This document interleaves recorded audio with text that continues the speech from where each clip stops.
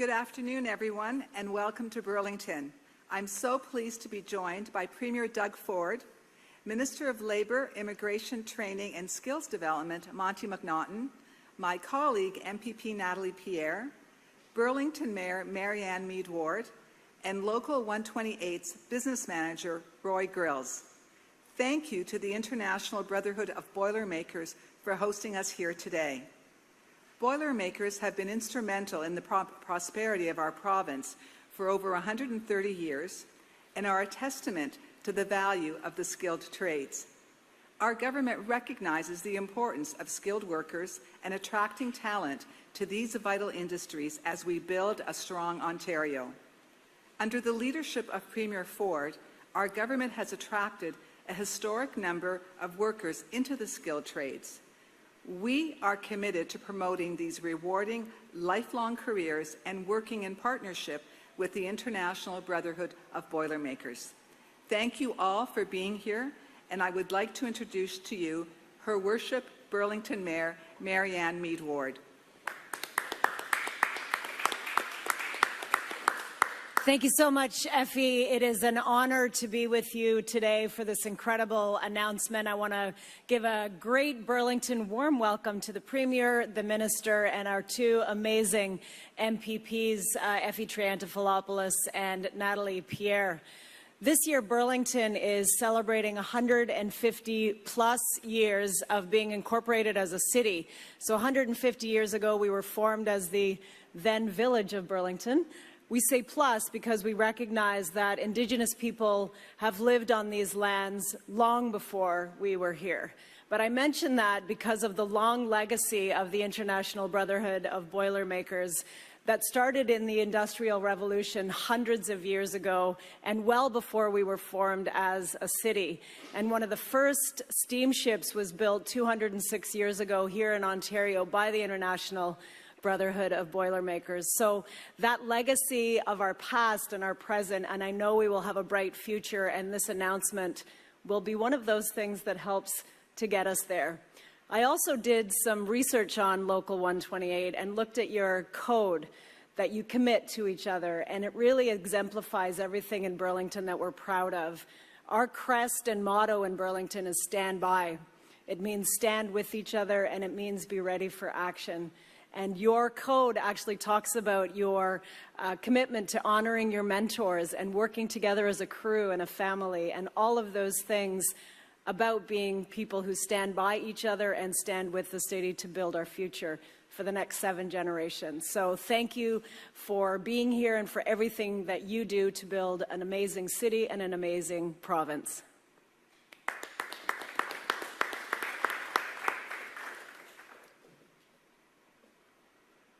Hello, I'd like to welcome everyone here today. My name is Roy Grills. I'm the business manager of the Boilermakers Local 128. First, I'd like to thank our hard-working Boilermakers throughout the province for all the great work that they do. Also, I'd like to thank the other trades in the province for their work. Your sacrifice is greatly appreciated. This continues to build and strengthen Ontario. The skills and development funding has been vital to allowing us to reskill and train new workers in Ontario to overcome our biggest challenge we have yet to address, the need for skilled labour in Ontario. This fund helps us to strengthen the hardworking people of this province and to create a brighter future for all. With that, I would like to introduce a gentleman that continues to be a friend of the construction trades. In all my years in the construction industry, I've never seen such a close relationship between this government and the unionized trades. With great pleasure, I would like to introduce our Minister of Labour, Monte McNaughton.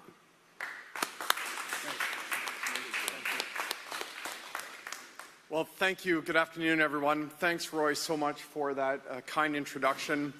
To you, Jonathan White, Blair Allen, and all the Boilermakers at Local 128's beautiful training centre, thanks for having us today. I also want to thank the thousands of Boilermakers across Ontario for building our province. Like all our skilled trades workers, you are unsung heroes, and all of us owe you a debt of gratitude for all that you do. It's also great to be here today with Mayor Ward, as well as our amazing team of MPPs from this area, Natalie and Effie. They're such strong voices for Halton residents at Queen's Park. And of course, Premier Ford. We all know that Ontario is on the edge of a generational labour shortage in the trades.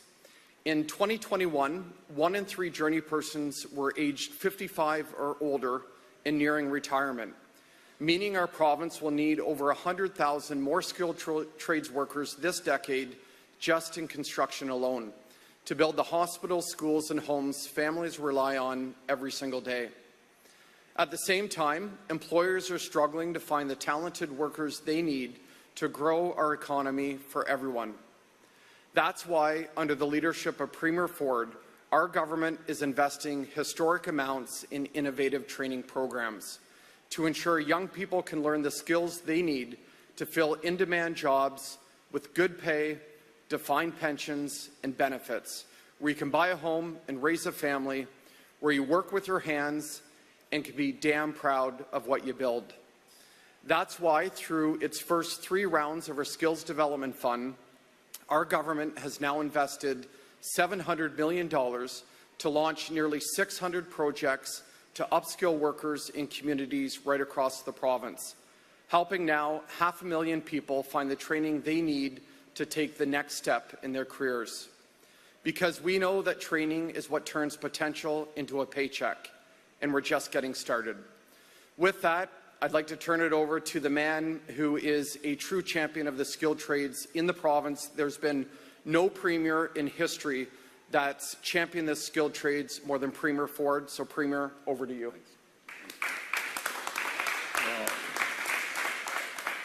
Well, first of all, good afternoon, everyone. It's great to be here. Minister McNaughton, he's pretty modest, folks. He's saying, I'm the champion. He's the champion. He's been out there and building relationships right across our province. I'm very grateful for his hard work. And I'm also thrilled to be back in the beautiful city of Burlington alongside Minister McNaughton, MPPs Natalie Pierre and Effie Triantafilopoulos. I also want to welcome the great Mayor, Marianne Ward. Mayor, it's great to see you again. And Marianne and some other mayors came over to the house for a barbecue. Within the great city mayors, the mayor is the chair, and she's a great leader. And I encourage everyone, you want to see a beautiful waterfront, you have to come down to Burlington and go on the pier out there. And that all happens because of the great leadership the mayor has shown over a number of years. And I want to thank Roy, Jonathan, and Blair, and the entire team here at Local 128. Before I get started, I just want to give a big shout out to the International Brotherhood of Boilermakers. You've been an amazing partner, helping to ensure we have the best workforce in the entire world. As I've said before, when I'm out there talking to the international companies about investing in Ontario, one of the things they point to, one of our biggest selling points, is our world-class workforce. It's one of the key reasons companies are choosing Ontario, and our labour union partners play a big part in that. So thank you for all you do. My friends, it's no secret that Ontario is facing a historic labour shortage. While nearly 650,000 more people are working today than when we took office in 2018, there's still 380,000 jobs available in pretty well every sector being unfilled every single day. And over the next decade, we're going to need an additional 100,000 skilled workers to help build the plants, factories, housing, and infrastructure our growing province needs. Here in Burlington, for example, we're working closely with the mayor to build 29,000 new homes by 2031 to bring home ownership into reach for more people. And right across the province, we've embarked on the most ambitious capital plan in our country's history. We're investing over $184 billion. We're building schools, including $50 million for a new elementary school in Milton and in North Oakville. We're investing $50 billion to support more than 50 new hospital projects across Ontario. We're investing $28 billion for roads and highways like the new Highway 413, the Bradford Bypass, widening Highway 3, and the list goes on. which will stretch across Halton, Peel, and York regions. And we're supporting the largest transit expansion in North America, included expanded GO train service on the Lakeshore West Line, but at a time when it's never been more important to deliver infrastructure for our growing province, we need to do everything possible to deliver on our commitment to build Ontario. As our population grows, and I've said it numerous times, but I'll say it again, if you've seen Stats Canada, over 445,000 people arrived here in Ontario last year alone. We are the fastest growing region in all of North America, both economically and population-wise. As our economy grows, we need to be able to build. We need to get it done. But we can't build if we don't have the workers.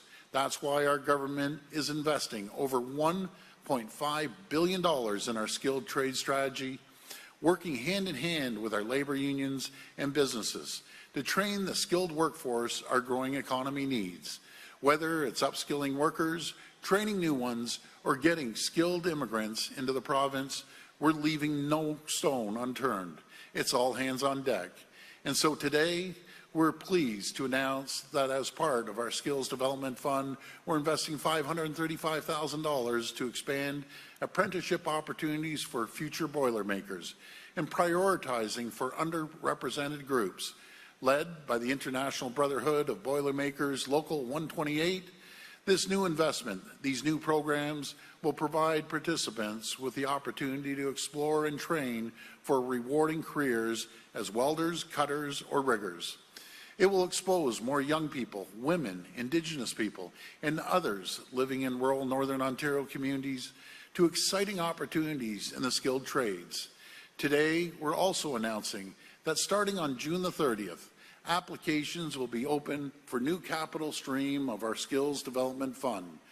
Our government is investing $224 million, employment service and training providers, including labour groups like the Boilermakers, Indigenous centres, business and industry organizations, and others to build new skilled trades training facilities right across our province, or modernize and expand the existing ones, where workers can learn the skills they need to earn good-paying jobs in the trades. With this new capital stream, we're increasing the province's training infrastructure. New infrastructure that is projected to help more than 1 million workers access training now and into the future. That's right, 1 million workers. That's just absolutely amazing. Together, these investments will help change so many lives, connecting people to good-paying jobs and rewarding careers. It will help to create bigger pipeline of talent, so together we can build the factories, the plants, the homes, and infrastructure that we need in every region of this province.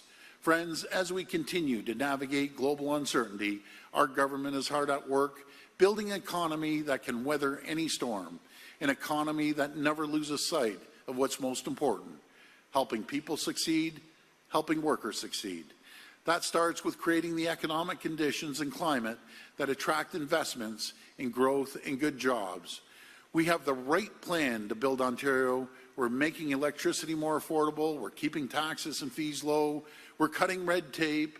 We're investing in transit, roads, and highways to keep people and goods moving. And we're training the skilled workforce to build the housing and infrastructure our growing province needs. Thank you all for joining us, and may God bless the people of Ontario. Thank you.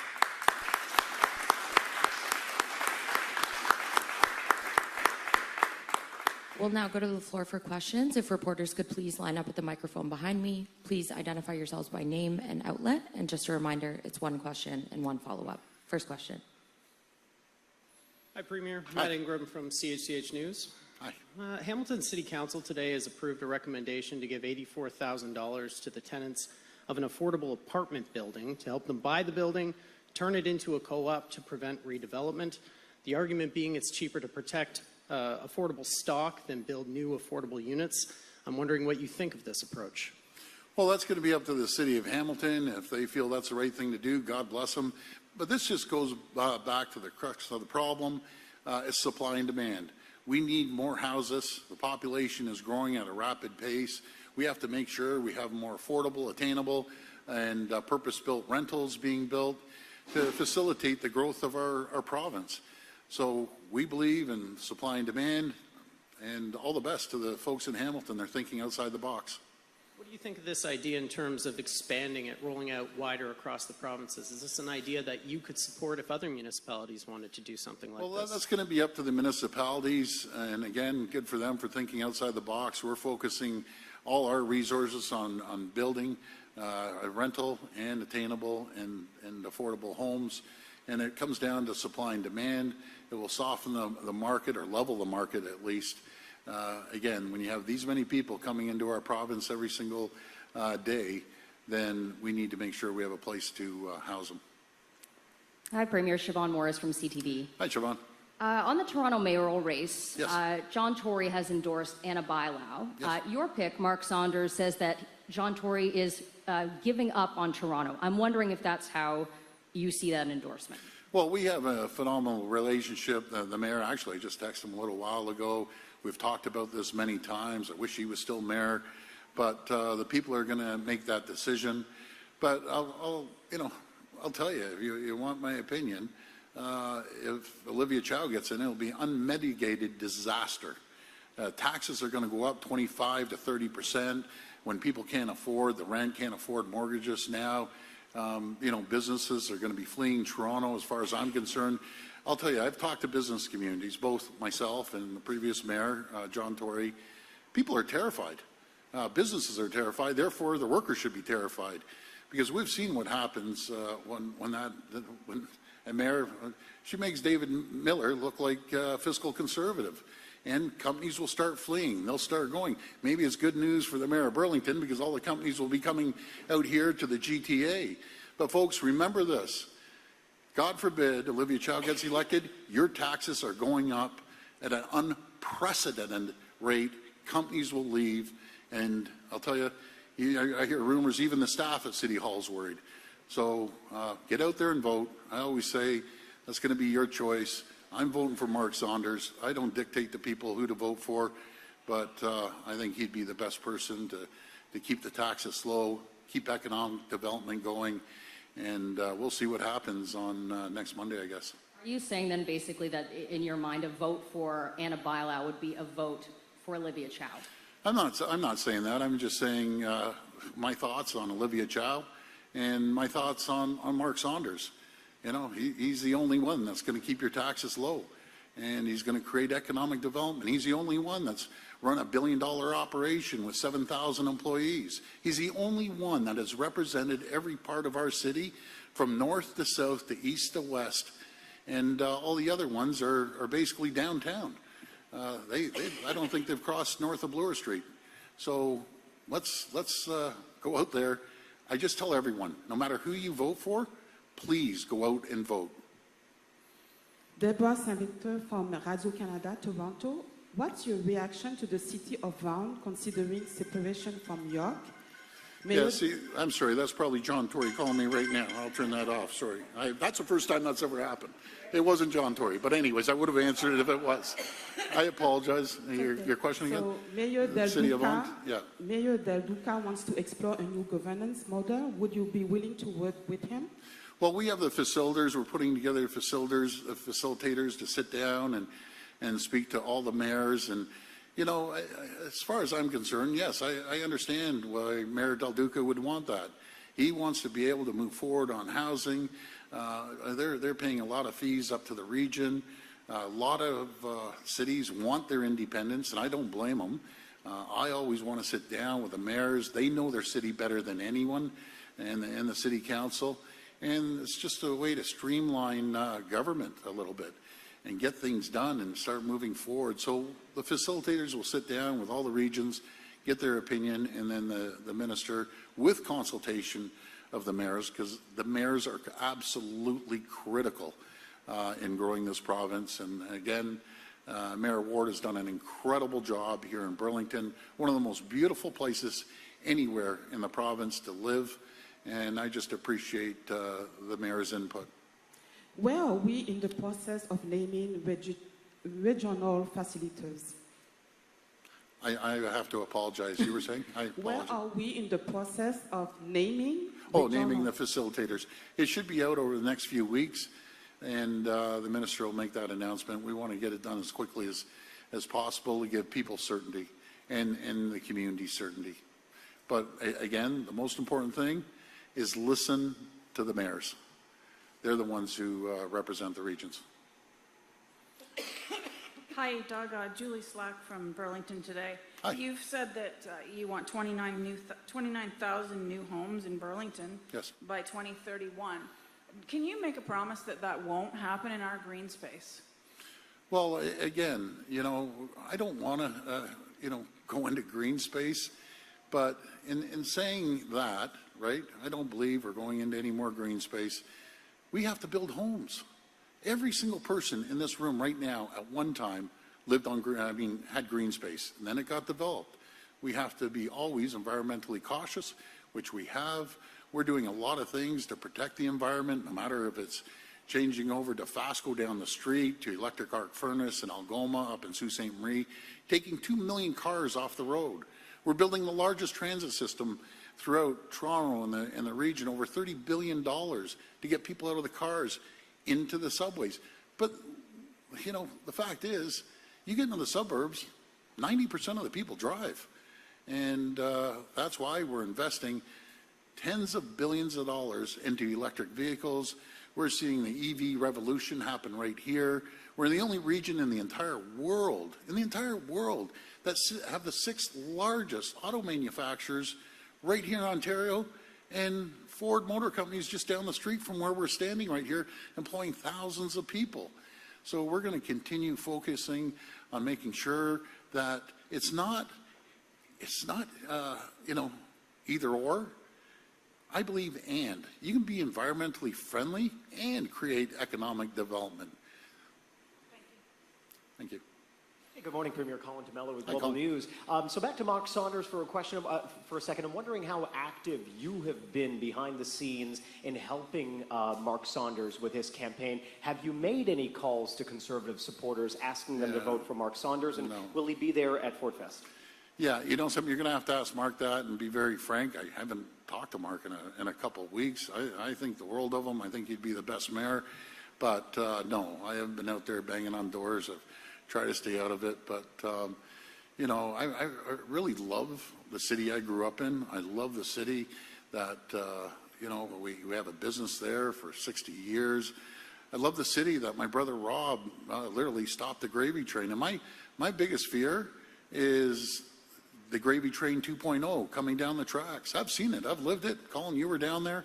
And I just want what's best for the people of Toronto. I want the best mayor. I don't want someone going in there raising taxes in an unprecedented hike, and create economic development, create housing.